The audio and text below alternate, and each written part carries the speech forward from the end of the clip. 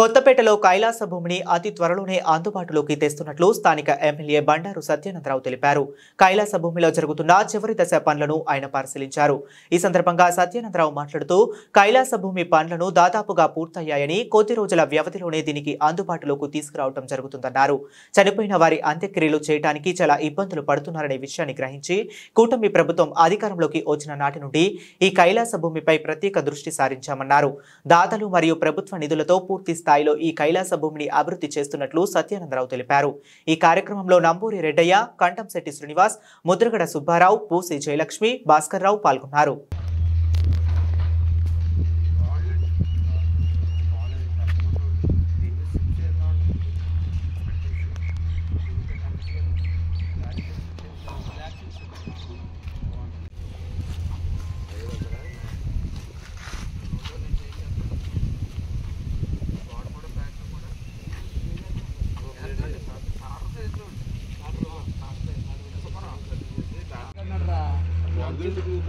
ఇద్దండి అది ఆర్డర్ కూడా ఈ పక్కన పంచు తీసాం ఎంత రావట్లేదు ఈ పని చేయదు బొండమట్టే కాదు తింటుంది వేరే లైట్గా లాగాడు తీద్దాం తీద్దాం